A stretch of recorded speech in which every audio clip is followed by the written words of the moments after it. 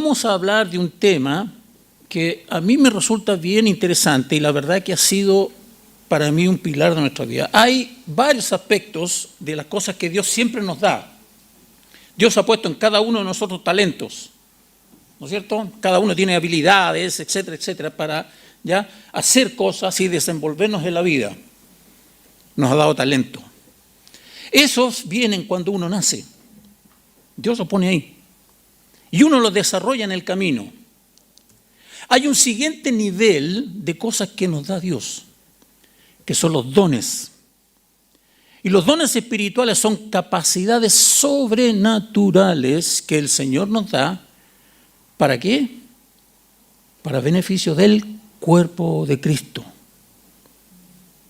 Por lo tanto, mucha gente que no conoce al Señor, que no es cristiana, que no tiene una relación íntima y personal con Dios, no puede decir que tiene dones, porque está muertos en delitos y pecados.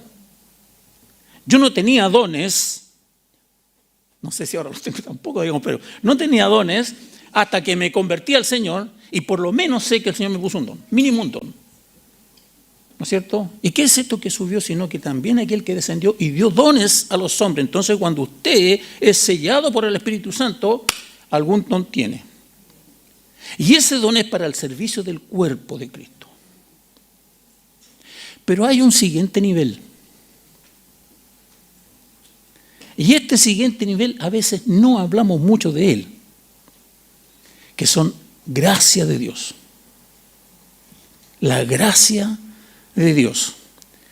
Y en el capítulo que vamos a ver ahora, la porción que vamos a ver ahora, ya, se manifiesta una gracia de Dios. Y nos va a quedar súper clarito. Vamos a leer un pasaje que está en 2 de Corintios. Busque esto en su Biblia, si trae su Biblia, su iPad, su celular, lo que sea. Va a estar ahí seguramente en la pantalla. 2 de Corintios, ¿no es cierto? Capítulo 8. Y vamos a leer del verso 1 al 7. Dice así la palabra del Señor. Asimismo, hermanos, os hacemos saber la gracia de Dios que se ha dado a las iglesias de Macedonia. La gracia de Dios que se ha dado a las iglesias de Macedonia. Dice que en grande prueba de tribulación, la abundancia de su gozo y su profunda pobreza abundaron en riquezas de su generosidad. Pues doy testimonio, ¿quién está escribiendo acá? Pablo, ¿no es cierto? El apóstol Pablo. Pues doy testimonio de que con agrado han dado conforme a sus fuerzas y aún más allá de sus fuerzas, pidiéndonos con muchos ruegos que les concediésemos el privilegio de participar en este servicio para los santos. Y no como lo esperábamos. Oye, superaron las expectativas y no como lo esperaban, sino que asimismo se dieron primeramente al Señor y luego a nosotros por la voluntad de Dios. De manera que exhortamos a Tito para que tal como comenzó antes, asimismo acabe también entre ustedes, entre vosotros, esta obra de gracia. Por tanto, como en todo abundáis, amados hermanos de Peñalolén, amados hermanos que están conectados a través de nuestras transmisiones, como en todo abundáis en fe, en palabra, en ciencia, en toda solicitud, en vuestro amor para con nosotros, abunden también en esta gracia. Abunden también en esta gracia. Hasta ahí la palabra del Señor. Yo no sé si efectivamente a usted le pasa, por lo menos a mí me ha pasado, en términos generales, cuando las personas analizan lo que han alcanzado en la vida, sus logros, los objetivos cumplidos, las metas que han alcanzado. Yo a mi edad ya estoy en esa etapa ya por si acaso, tal vez los jóvenes no tanto, pero yo a esta altura ya estoy empezando a evaluar mi vida, ¿no es cierto? Y analizando cuál es el legado que uno va a dejar. ¿Cómo me van a recordar en 20, en 25 años más? Si es que me van a recordar. ¿Qué es lo que voy a hacer? Ayer estábamos en la reunión, ¿no es cierto?, de líderes, y el pastor hizo algo bien simpático, ¿ya? Él puso a analizar cuáles son ciertos epitafios que han puesto algunas personas famosas, ¿no es cierto?, en sus tumbas, ¿ya? Y él manifestaba que algunas veces a él le gusta ir a ver los cementerios para ver los epitafios, ¿ya? Y había un epitafio bastante simpático. Y yo empecé a pensar, ¿cuál será mi epitafio? ¿Qué me gustaría que dijera ahí mi tumba? ¿Cuál es el legado? ¿Cuál es la huella que usted y yo vamos a dejar una vez que partamos a la presencia del Señor? Bueno, cuando uno analiza sus objetivos, todos los términos que ha cumplido, ¿no es cierto?, ¿ya? En términos generales, ¿ya?, siempre nos centramos en nosotros mismos. Nos centramos en nosotros mismos. Lo primero que pensamos es en todos los esfuerzos, en lo que hemos tenido que estudiar, que prepararnos, incluso en el tiempo en que hemos tenido que abandonar nuestra familia a causa de estudios y trabajar. En mi vida personal, ¿no es cierto?, yo estuve trabajando y estudiando también, entonces salía oscuro de la casa y llegaba oscuro en la noche, ¿no es cierto? No vi los primeros pasos de mi hija, porque estaba estudiando y trabajando. Uno piensa en todas esas cosas y de verdad es que nos centramos en nosotros mismos. Eso tiene mucho de verdad, porque ciertamente hemos invertido tiempo, sacrificio, ya para obtener lo que nosotros hemos logrado. Tiene mucho de verdad. Pero falta un ingrediente fundamental. Fundamental. Hay tiempo que hemos dedicado a los estudios, prepararnos diligentemente para lograr todo lo que queríamos llegar a ser, ¿ya? Pero nos hemos olvidado del ingrediente fundamental, que es Dios. A veces lo dejamos de fuera en esta ecuación de análisis de mi vida y Dios parece que ha sido parte del paisaje. Y no es así. No es así. Todas las capacidades que he desarrollado en la vida me las ha dado Él. Si yo soy bueno para los números, Él ha dado esa capacidad. Si yo soy bueno para las letras, Él ha dado esa capacidad. Si yo me he desarrollado en una profesión, en un oficio, etc., Él me ha dado esa capacidad. Y Él me ha dado incluso en potencial para desarrollarlas en la vida. Así que alguien podría decir, bueno, entonces, ¿qué he aportado yo? ¿Qué he puesto yo? La disposición para dejarse guiar por Dios. Ahora, cuando uno piensa en aquellas personas que no conocen al Señor y que le importa un comino Dios, estas personas también crecen, se desarrollan, ¿no es cierto? ¿Ya? Son profesionales exitosos, hay gente de mucho éxito, etc. Bueno, ¿y qué pasa ahí? Bueno, Dios también los bendice. Estaba el otro día estudiando acerca del amor del Padre. Usted sabe que hay el amor del Hijo, el amor del Espíritu Santo y el amor del Padre. ¿Cómo se manifiesta ese amor?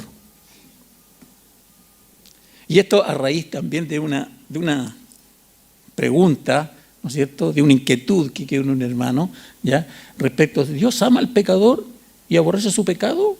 ¿Ama al pecador o no ama al pecador? Entonces,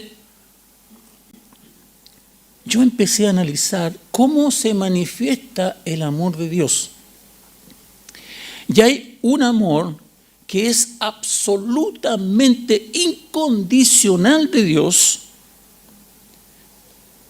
que está en la Trinidad, en donde hay ausencia de pecado. Dios ama al Hijo, el Padre ama al Hijo, el Hijo ama al Espíritu Santo ama al Padre, se aman entre sí y llegan a ser tan indivisiblemente separados, no se pueden separar. Es tanto el amor, ¿no es cierto?, que nuestra mente no logra comprender. Pero Dios ama providencialmente al ser humano. Providencialmente al ser humano. Porque dice la Escritura que Dios hace salir su sol sobre justos e injustos. Y uno pudiera decir, Señor, saca el sol para nosotros nomás, pues si nosotros somos los que te alabamos, los otros no. Pero Dios ama, ¿no es cierto?, providencialmente. ¿Cómo ama a Dios a sus elegidos? ¿Cómo los ama? ¿Cuál es la diferencia entre alguien que ha sido elegido y alguien que no? Dios ama incondicionalmente a sus elegidos, a todos aquellos que consideran su nombre, que honran su nombre, que siguen sus pasos, que tienen esta lucha constante que tenemos, tal como la tenía el apóstol Pablo, ¿no es cierto?, en que en mi mente quiero adorar a Dios y quiero adorar a Dios, pero encuentro que hay una ley en mis miembros que me lleva al pecado. Y tenemos esta lucha constante. El que no conoce a Dios, esa lucha ni siquiera tiene. Ni siquiera tiene. Bueno, me fui un poquito atrás, pero volviendo a nos olvidamos de Dios, que es Él el que ha puesto en nosotros estas capacidades y estas virtudes que nos permiten a nosotros crecer en la vida. Y sobre todo, crecer en el conocimiento de Él. En el conocimiento de Él. ¿Sabe usted exactamente por qué fue creado? ¿Para qué fue creado? Ayer yo contaba en el retiro de que hay una cosa que me impresionó mucho a mí y me hizo pensar durante mucho tiempo, ¿ya?, de cómo comienza el libro Vida con propósito de Rick Warren. Rick Warren, un pastor norteamericano, ¿no es cierto?, que ha escrito muchos libros y tiene una tremenda iglesia, tenía porque ya dejó de ser pastor, se jubiló, digamos, ¿ya? Y él en Vida con propósito, un libro muy bueno, ¿ya?, comienza el libro diciendo, no se trata de ti, se trata de Dios. Y analizando ese pasaje yo decía, bueno, ¿cómo este pasaje o este escrito, este encabezado del libro, me hace pensar en mi propia vida? No se trata de mí, se trata de Dios. Nosotros hemos sido creados para glorificar a Dios. Para glorificar a Dios. Por eso usted está aquí en la tierra. Usted tiene un propósito en su vida. Glorificar a Dios. Y manifestar, ¿no es cierto?, la gracia de Dios en su propia vida a otras personas. Dice la Escritura que hemos sido llamados de las tinieblas a su luz admirable para mostrar las virtudes de ¿quién? No las nuestras, las virtudes de aquel que nos llamó. Nosotros somos mensajeros no solo de palabra, sino de conducta de vida. Conducta de vida. Entonces, cuando nosotros analizamos los logros, etcétera, etcétera, muchas veces nos olvidamos de Dios porque nos centramos en nosotros mismos. Aunque muchos cristianos nos detenemos a dar gracias a Dios por ello, generalmente, ¿ya?, es algo que sale de la boca hacia afuera. No hay una intención profunda e intrínseca de decir efectivamente, Señor, todo lo que tengo, tú realmente me lo has dado. ¿Por qué? ¿Qué pasa cuando no tengo? ¿Qué pasa cuando las cosas van mal? ¿Dios dejó de ser Dios? Dios se olvidó de mí. No, Dios siempre está ahí, siempre está. Dios en su perfecta sabiduría sabía que en el corazón del hombre, incluyendo sus hijos, esto iba a ocurrir. Y sobre todo, ¿ya? Porque tenemos la tendencia a pensar que cuando una persona es bendecida por el Señor, es porque está económicamente bien. Y no es así. Hay personas que pueden tener escasos recursos y son muy bendecidas por Dios. Muy bendecidas. El pasaje que leemos de la iglesia de Macedonia no dice que ellos tenían recursos. Todo lo contrario. Dice que de su profunda pobreza fueron ricos, ¿no es cierto?, en esta gracia. Pero como Dios sabía que el corazón del ser humano iba a suceder esto, ¿ya? Dice lo siguiente, en Deuteronomios, capítulo 8, versos 17 y 18, si lo puedes poner por ahí, sí, perfecto, dice, y digas en tu corazón, mi poder y la fuerza de mi mano me han traído esta riqueza, o esta posición, o el nivel socioeconómico que usted tiene, ¿ya? Uno piensa que por los sacrificios y todos los esfuerzos que hizo en su vida, ahora disfruta de mis logros. No. La fuerza de mi mano me han traído esta riqueza, sino que acuérdate de Jehová tu Dios, porque Él te da el poder para hacer la riqueza y a fin de confirmar su pacto que juró a tus padres. ¿Sabe que cuando el Padre Dios llama a Abraham, le dice que en ti serán benditas, ¿qué? Todas las familias de la tierra. Perdón, no era solo al pueblo judío, la familia del pueblo judío, que este va a ser tu pueblo. No, dice todas las familias de la tierra, en ti serán benditas. Y cada uno de nosotros es bendecido por el Señor porque Él ha puesto en nosotros la capacidad de lograr objetivos y metas en la vida. El punto es en que muchas veces yo no alcanzo los objetivos que Dios tenía para conmigo por mi propia flojera. Porque no fui capaz de entender la voz de Dios. ¿Dónde me quería Dios? Una de las cosas que normalmente he conversado con algunas personas del cuerpo de Cristo, de la iglesia, y les pregunto, ¿has encontrado cuál es tu lugar exacto en el cuerpo de Cristo? ¿Dónde Dios te quiere en el cuerpo de Cristo? ¿Qué te quiere ver haciendo en el cuerpo de Cristo? ¿Dónde está tu lugar? Porque es allí donde vas a ser más próspero espiritualmente. Encontrando tu lugar en el cuerpo. En este capítulo 8 de Deuteronomio, ¿ya? Desde el verso 11 en adelante, usted lo puede leer después en su casa, Dios nos advierte de la facilidad que tenemos como seres humanos de olvidarnos de Él. Piense usted lo siguiente, y no sé si a usted le ha pasado, pero en términos generales, las veces que más oramos al Señor es cuando estamos pasando dificultades. Y nos arrodillamos, y ahí como dice mi esposa siempre dice, estoy de guata orando al Señor, ¿ya? Cuando tenemos muchas necesidades. Pero cuando la cosa va todo bien, parece que no hay mucha necesidad de orar.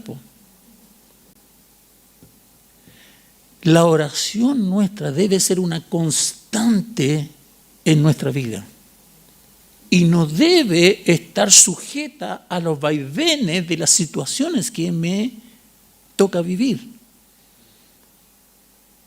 Hay momentos en los cuales uno dice, Señor, ya Y usted sabe, muchos que me conocen saben que a mí me ha pasado cuando he dicho, Señor, ya no aguanto más, hasta aquí llego, no aguanto más. Pero el Señor en su infinita misericordia, de ahí me ha levantado para que siga a cumplir el propósito para el cual Él me puso aquí. Y también a usted que está a través de la transmisión, Dios le ha traído con un propósito, le ha llamado con un propósito. Siga adelante a pesar de las circunstancias. Dios sabe que tenemos una tendencia a olvidarnos de Él. Por eso es muy importante entender y tal vez más que eso, internalizar en lo profundo de nuestro corazón en quién es Él,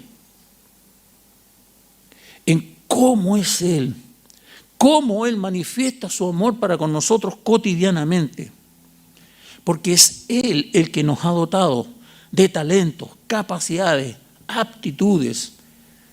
Todas esas cosas Él las ha puesto en nosotros para que nosotros las desarrollemos, para que las descubramos y podamos hoy día tener la posición que Él quiere que nosotros tengamos.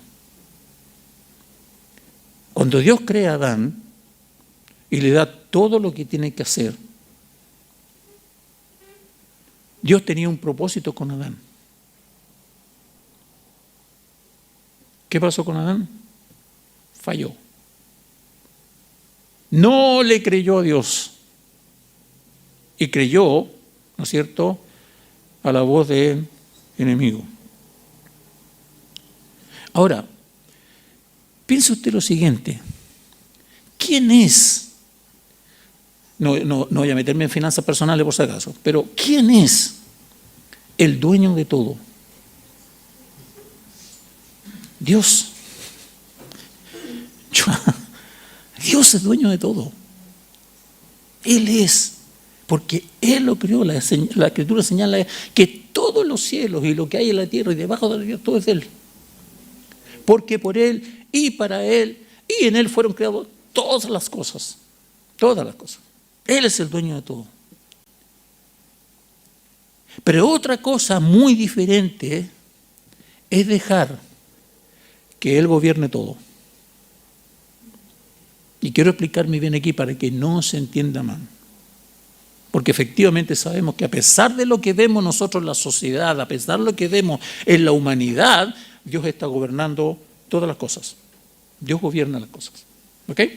Pero el punto aquí a donde quiero llegar es que yo en mi propia vida no le dejo gobernar 100% a Dios. Y en esta lucha de mis propios intereses y los propios beneficios que yo quiero obtener para mi vida, ¿no es cierto? A veces voy por el camino corto y no espero el camino que Dios tiene para mí. Entonces es muy difícil. A veces nos cuesta mucho entregar todo lo que tengo al Señor, para que lo que tengo pueda servir a sus propósitos y no a los míos. A mí me gustaría que ocurrieran muchas cosas en mi vida, pero no es así. ¿Por qué? Porque hay alguien, ¿no es cierto? Y es Dios que está tratando de llevarme por el camino correcto. Si nosotros tenemos claro esto, que Dios es el dueño de todas las cosas, debiéramos hacernos la siguiente pregunta. ¿Para qué Dios me ha dado lo que me ha dado? No suena tan difícil de entender, ¿no es cierto? ¿Para qué Dios me ha dado todo lo que tengo hoy día? ¿Para qué? ¿Cuál es el motivo que Él me ha bendecido de la forma como me ha bendecido? Espiritualmente, emocionalmente, familiarmente, económicamente. ¿Para qué? Hágase la pregunta a usted, ¿para qué Dios me ha dado todo lo que tengo? Mucho se podría decir en este punto. No obstante, me quedé con el siguiente pasaje. En Primera de Juan, capítulo 3, versos 16 al 18. Si lo tienes por ahí, por favor. Dice, en esto hemos conocido el amor, en que Él puso su vida por nosotros, pues también nosotros debemos poner nuestras vidas por los hermanos. ¡Wow! Eso suena fuerte. Eso suena casi como un imposible, ¿no? Pero el que tiene bienes en este mundo y ve a su hermano tener necesidad y cierra contra él su corazón, ¿cómo, se pregunta Juan, cómo es posible? ¿Cómo muere el amor de Dios en él? Hijitos míos, dice, no amemos de palabra. Eso es muy fácil, ¿no? Hermano, te amo en el Señor. Que te vaya muy bien. Eso es muy simple. No amemos de palabra ni de lengua, sino de hecho y de verdad. De hecho y de verdad. ¿Cuántas veces nosotros decimos que amamos a los hermanos hasta que los vemos pasar una necesidad? Y ahí parece que mi amor se empieza a achicar y parece que no lo amaba tanto como yo decía o como yo creía amarlo. El amor se manifiesta en hechos. Juan, el Evangelio de Juan, capítulo 3, verso 16, famosísimo, famosísimo. ¿No es cierto? Yo creo que cualquiera de nosotros podría decirlo así de memoria, porque de tal manera amó Dios al mundo que ha dado a su Hijo unigénito para que todo aquel que en él crea no se pierde, que en él cree no se pierde, mas tenga vida eterna. Entonces, el punto aquí es cómo Dios manifestó su amor para con nosotros, siendo nosotros pecadores, enemigos de Él. ¿Cómo lo manifestó? Enviando a su Hijo. Hizo una acción, se desprendió de su propio Hijo, de algo que era en una Trinidad perfecta, indivisible. Se desprendió de Él. Y no solo eso, porque aquel Verbo se hizo carne y habitó entre nosotros y vimos su gloria como gloria del unigénito, ¿no es cierto? Dice el apóstol Juan, ¿ya? Pero dice en Filipenses que Él se desprendió y se despojó de toda su gloria y se humilló haciéndose igual que sus criaturas. Y más encima, en esa condición, se humilló hasta la muerte, y muerte de cruz. Piense usted lo siguiente, si usted fuera no sé cómo se llaman estas personas que trabajan con greda, un alfarero parece, no sé, ya, y que trabajan con greda, y hace un lindo tazón. Y resulta que después el tazón lo empieza a mandar a usted. Y dice, yo no quiero que sea, yo no quiero hacer esto, yo voy a hacer otra cosa. Pero si usted lo hizo, ¿por qué el tazón cobra vida, ¿no es cierto?, y empieza a hacer lo que quiere? Entonces, nosotros somos así.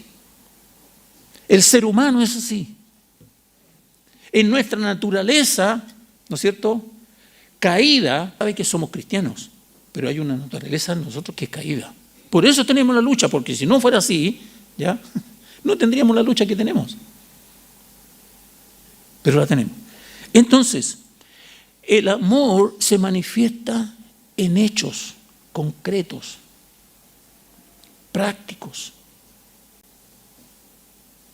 Decir te amo es muy simple. Son un par de palabras nomás. Nada más. Pero manifestar ese amor. Y sobre todo, que la palabra que se utiliza aquí en el griego no es un amor fileos. No es un amor eros. Es un amor ágape. Si usted quiere saber cuál es el amor ágape, Lea 1 Corintios capítulo 13. Es un amor sacrificial. Cristo manifestó el amor ágape, un amor sacrificial. Y fue al sacrificio por usted y por mí, para que nosotros pudiéramos tener la posibilidad, por lo menos, de alzar nuestros ojos y dirigirnos a Dios. Y pudiéramos tener un encuentro personal, íntimo y maravilloso con Dios. El Evangelio de Juan, capítulo 1, ¿no es cierto?, versos 12 y 13. Más a los que le recibieron, a los que creyeron en Él, le dio la potestad o el derecho de ser hechos hijos de Dios. Entonces ya nosotros no somos solo criaturas de Dios, somos hijos, cambiamos de nivel, somos hijos. ¿Y qué características tienen estos hijos? Verso 13, ¿qué dice? Los cuales no son engendrados por voluntad de carne, de sangre, ni de varón, sino por voluntad del Espíritu Santo. Entonces hemos cambiado a un nivel. Entonces en ese sentido está hablando de este amor. ¿Cómo debemos amarnos unos a otros? Si yo tengo en cuenta estas verdades, si digo que Dios es el dueño de todo lo que tengo, si la palabra del Señor me enseña que debo entregarlo para que sirva a sus propósitos, no a los míos, debo también poder compartir mis bienes con aquel que tiene necesidad. Con aquel que tiene necesidad. ¿De qué manera entonces mis posesiones, el dinero, ¿no es cierto?, mi estatus, en fin, lo que yo pueda hacer, sirve a los propósitos de Dios? De muchas formas. De muchas formas. Usted ya debe estar pensando en aquellas cosas que usted hace, ¿ya?, o ha utilizado, en las cuales usted mismo ha participado. Por ejemplo, solamente por ejemplo, sus diezmos, sus ofrendas, sus compromisos, sus promesas. ¿Qué le parece esta? Recibir en su casa hermanos que nos visitan de otras ciudades. Participar con ellos, ¿no es cierto?, de la mesa en nuestra casa. ¿Qué tal si viene un matrimonio a visitarle y no tiene dónde quedarse? Y usted le dice, ¿sabe qué? Vengan a nuestra casa. Ahí está nuestro dormitorio. Ustedes quédense ahí, nosotros nos vamos al cuarto chico arriba y dormimos todo incómodo, pero ustedes estén bien. ¿No le parece que eso también se puede servir a los propósitos de Dios? Hay un pasaje de la Escritura en el Antiguo Testamento de una mujer. Esta mujer era bastante poderosa económicamente, su esposo, ¿no es cierto? Y siempre venía un profeta a la ciudad. Usted seguramente ya se debe estar acordando de quién era. Y esta mujer le dijo a su esposo, ¿sabe qué? El profeta normalmente viene aquí a la ciudad, pero ¿dónde se queda? Construyamos un aposento alto con una cama, un velador y una lámpara, para que siempre que él venga, se quede en nuestra casa. ¿Qué tal si en su casa usted tiene un dormitorio que puede servir para esos propósitos? Muchas maneras en donde se puede manifestar el amor de manera práctica, de manera práctica.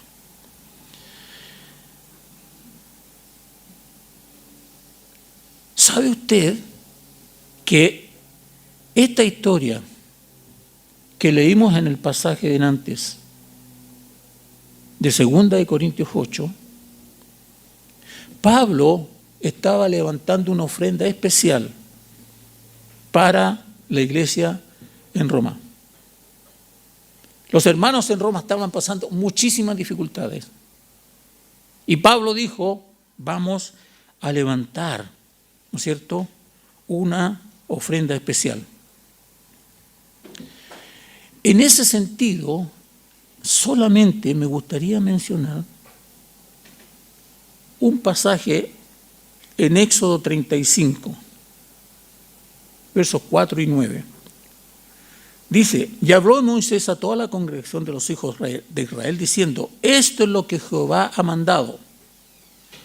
¿Cuándo lo mandó? Usted vea en el mismo capítulo 25, versos 1 al 9. Ahí mandó Jehová estas cosas. Tomad de entre vosotros ofrenda para Jehová, de cabras, de pieles de carnero, teñidas de rojo, pieles, tejones, madera, de acacia, aceite, etcétera, etcétera. Y pidió una serie de cosas. Y el pueblo dio voluntariamente, hasta que ya tuvieron que decirle, sabe que ya no traigan más, ya tenemos suficiente, ya es demasiado. ¿Por qué? Porque la gracia de dar se había manifestado en el pueblo de Israel. Como decía en este relato, ¿ya?, del apóstol Pablo, en 2 Corintios 8, 1 al 9, Pablo está relatando acá lo que él descubrió en cuanto a la ofrenda que los discípulos habían determinado hacer para los hermanos de la iglesia de Jerusalén, de la iglesia de Jerusalén. Macedonia y Acaya habían participado también en una ofrenda para los pobres de Jerusalén. El tenor de este pasaje, si pudieras poner por favor el pasaje de 2 Corintios, allí, el tenor del pasaje nos habla del corazón, mire, no habla de tanto dinero, no habla de las posesiones, habla del corazón, porque la gracia de dar se manifiesta en el corazón. Entonces dice, del corazón de los hermanos de la iglesia en Macedonia, aunque siendo muy pobres y estando en una tremenda tribulación, abundaron en un gozo espiritual más allá del conocimiento que Pablo hasta ese entonces tenía. Y le voy a explicar por qué.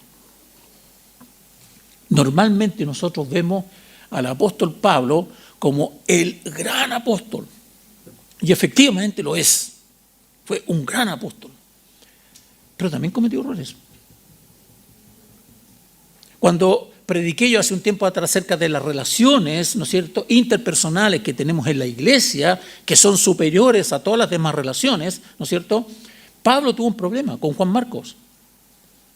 En su primer viaje misionero, ¿no es cierto?, Juan Marcos llegó hasta la mitad, nomás hasta el Chipre, y después se devolvió.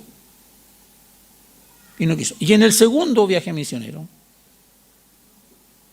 Pablo iba a salir con Bernabé. Bernabé fue el que fue a buscar a Pablo y lo trajo a la iglesia de Antioquía y estuvieron un par de años y hasta que el Señor dije, sepáreme a Pablo y cristiano, ¿no es cierto? Entonces Bernabé era muy íntimo de Pablo. Pero resulta que en ese otro viaje Bernabé quería llevar a Juan Marcos de nuevo y Pablo dijo que no. Y fue tal la disputa entre ellos, usted sabe la historia, que tuvieron que separarse. Bueno, en este pasaje había algo que Pablo tenía que entender y que nosotros también tenemos que entender. Pablo no quería que estos hermanos participaran en esta ofrenda, porque Pablo estaba viendo su realidad. Pablo decía, oye, ustedes están pasando, pero las de Kiko y Caco, ¿cómo van a participar? Ustedes son enfermos y pobres. No, ¿sabe qué? No se preocupen, no participen. Pero resulta que los hermanos, dice, le insistieron, los de Macedonia, con muchos ruegos. Pablo, por favor, déjanos participar. No, ¿sabe qué? No, ¿cómo se le ocurre? No, usted no se preocupe. No, Pablo, déjanos participar. No. ¿Dónde estaba la vista de Pablo en medio de esas circunstancias.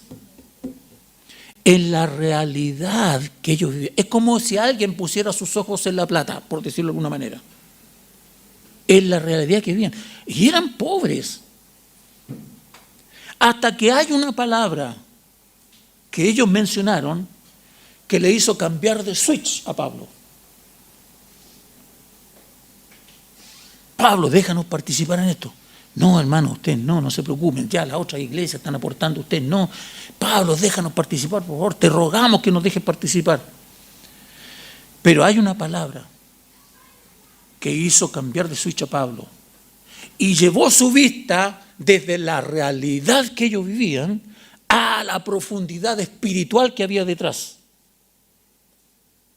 Cuando ellos le dicen, Pablo, permítenos tener el privilegio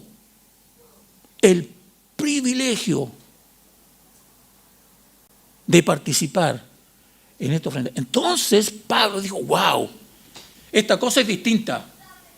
Aquí hay algo mucho más profundo que el solo hecho de dar o no dar.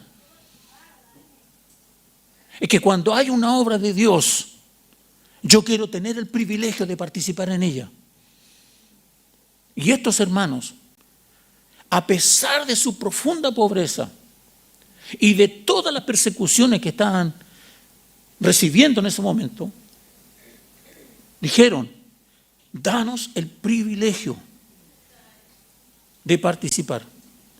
Pablo pudo entender que lo que había en ellos era profundamente espiritual, algo que Dios había producido en ellos y que él no estaba dispuesto a objetar o a oponerse. ¿Qué podemos aprender nosotros de esta situación? Que el dar es una gracia de Dios. No solo es un talento, no solo es un don, es una gracia de Dios, un nivel superior de Dios, un nivel tan profundamente espiritual que es mejor no oponerse. No oponerse. Dice, su precaria situación abundó en generosidad. Cuando Pablo pone aquí la precaria situación, hermano, era precaria situación. Era precaria situación. Dice, con agrado dieron mucho más allá de sus propias fuerzas. Más de lo que podían hacer. Dice, con muchos ruegos querían participar. El dar es un privilegio. Un privilegio. Pero hay algo mucho más importante también, que pude descubrir yo también aquí al escudriñar este pasaje.